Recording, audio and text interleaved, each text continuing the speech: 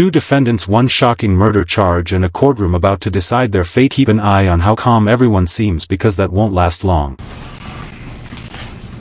Case number 25-1709 and 25-1710 FY People v. Charlotte Pendergrass, People v. Jalen Pendergrass. Appearances. And good. Dominic. My apologies. Dominic DeGrazia, P69815 on behalf of the people. And good morning, Your Honor. For the record, Terry Johnson, P70773 on behalf of Ms. Charlotte Pendergrass, who is present and stands to my left. Good morning. Good morning. May it please the court, Judge. My name is Adam Clements. My P number is 77233. I'm here on behalf of Mr. Pendergrass. Sir, state your name for the record, please. Yes, it's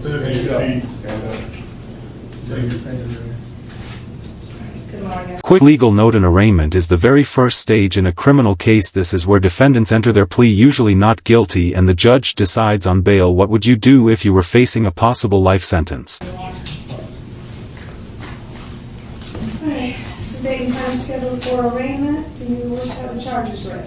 Mr. Johnson. Your Honor, for purposes of arraignment, we'll waive formal reading on behalf of Ms. Pendergrass and would like to enter a plea of, ask the court to enter a plea of not guilty. Very well. As to Ms. Pendergrass, the court will enter a plea of not guilty. As to Mr. Jalen Pendergrass. Your Honor, we waive the formal reading of the information and ask that you allow the defendant to stand and have a plea of not guilty entered on his behalf. All right, court will enter a plea of not guilty on behalf of Mr. Pendergrass. As to bond for Ms. Charlotte Pendergrass.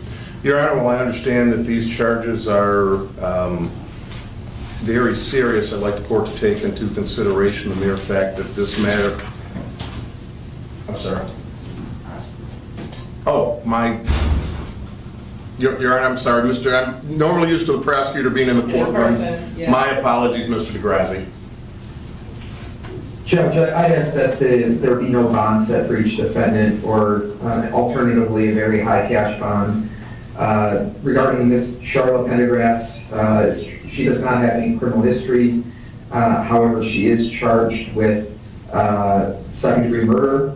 And I think more importantly for bond purposes, this is a case where the evidence, I believe, will be abundant that both defendants, but particularly Ms. Charlotte Pendergrass, engaged in a extended campaign to lie to the police, lie to law enforcement to cover up her actions. She was originally charged with lying to a peace officer, which was later dismissed because an FBI agent is not a peace officer in Michigan. But the point is that Ms. Charlotte Pendergrass, I don't believe, can be trusted to follow the orders of the court. She has shown in the past her willingness to be deceptive, to be untrustworthy, and given the serious nature of these charges and the circumstances behind the actual crime itself, I'm asking that there be no bond for Ms. Charlotte Pendergrass, or alternatively a very high cash bond. Mr. Johnson, do you wish to respond? I do. Your Honor, I'm just rather shocked that the prosecutor can say that my client is not able to follow court orders. This court is aware Ms. Pendergrass was placed on a bond, a high bond, and Ms. Pendergrass followed all of those bond conditions. Not a single time was there any allegations that she violated or did. The prosecutor isn't holding back here, accusing both defendants of lying to the police and even the FBI. That's a bold move this early in a case, and it's clearly aimed at denying them bond. Anything that she should not have done. As a matter of fact, Your Honor, even after the case was dismissed, that was back in August, so about 3 months ago, she's done absolutely nothing. She has nothing to hide. The problem is she didn't cooperate with the police in a manner in which the police wanted her to cooperate. To come forth and say no cash bond, or to say no bond or a very high cash bond, is ridiculous. She is not a flight risk. She's been here at every single court event, and I would ask that if the court sets a bond, that it be a reasonable bond. Again, based upon her actions that this court has saw, not the allegations that have been put forth by the people. Thank you very much.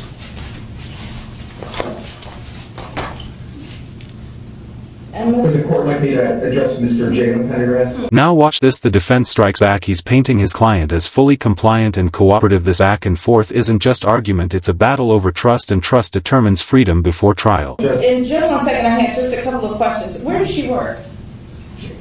She's a caregiver, Your Honor.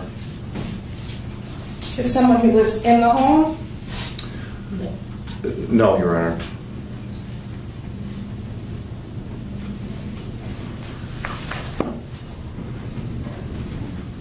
And the address we have for her on Roth, is that the best address? What street, Your Honor? Roth. No. Okay, so Mr. Johnson, if you can make sure we have an updated address too for her? I will take care of If that. that's not the correct address. Then the address that is correct, how long has she been there? Approximately a year, Your Honor. Is this the address out county, outside of Inkster? Whatever her current home address is, how long has she been associated with her current home address? Oh, over a year. Okay. All right, court, in consideration of the charges, in consideration of public safety, and I am concerned about the charges that include tampering with evidence and/or allegations of not being cooperative with the police. The court is going to set the bond at $5 million cash. Ma'am, you are not to leave the state of Michigan without permission of the court. If you do make bond, you'll be on a GPS tether. You may not be in possession of any weapons, ammunition, drugs, or alcohol, and you can have a seat for the moment. Mr. DeGrassi, as to Mr. Jalen Pendergrass. Well, obviously, Your Honor, the seriousness of the charges are severe. I would ask for no bond or a very high cash bond, but Mr. Pendergrass specifically, he again, like his mother, showed a willingness to lie to the police and to deceive police. But more than that, he is presently charged in Oakland County with making a false report of a felony. $5 million, that's one of the highest bonds we've seen in a case like this. It sends a message the judge isn't convinced Miss Pendergrass can be trusted if released. He was originally given a tether bond, which was reduced.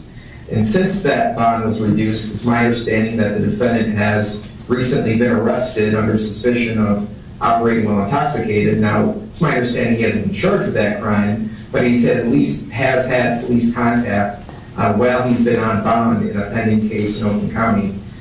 So for those reasons, Your Honor, I again ask for no bond or a very high cash bond. Mr. Clements? Yes, Judge, what I would say on behalf of Mr. Pendergrass is it's interesting and rich that the prosecutor brings up my client's Oakland County case, a case which I believe undeniably will be dismissed. The reason why my client's bond would decrease in that particular matter is because the case is in fact so weak.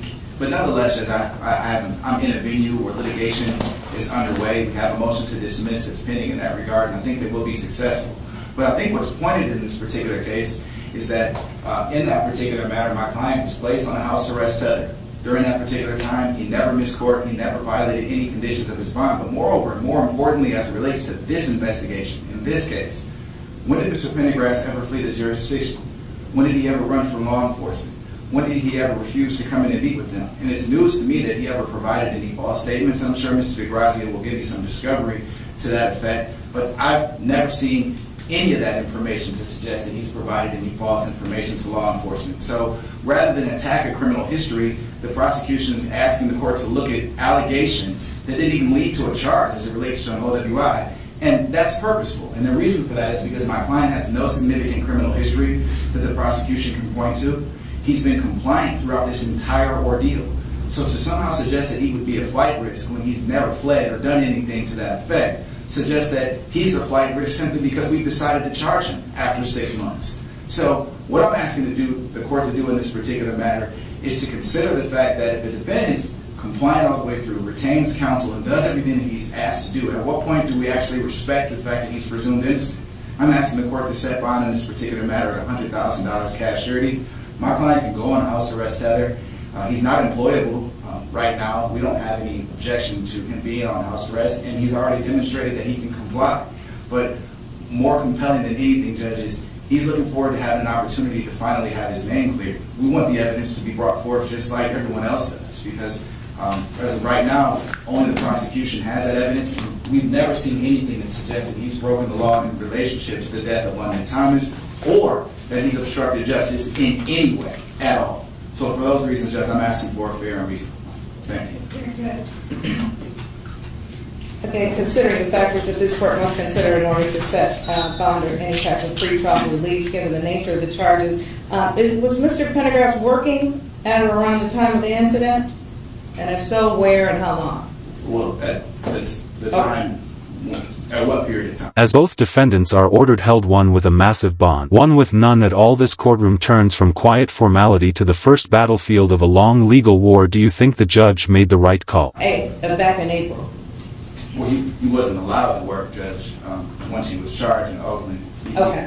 What was he doing before that? Where was he working? He was not working. Okay, gotcha. All right, and so the court is going to remand Mr. Pendergrass, set no bond given the nature of the charges. And we need to set a probable cause conference date. Is everyone available to zoom in for a probable cause conference on the 22nd of October? What time would it be, Your Honor? 9 a.m. Yes, Your I'm Honor. sorry, Judge, I didn't catch that date. October 22nd, 9 a.m. for PCC on Zoom. On behalf of Ms. Pendergrass, Your Honor, I'm available, or will make myself available. Mr. Cummings? I made it work. All right, Mr. Degrassi, you're good with that? That's fine, Judge. All right, and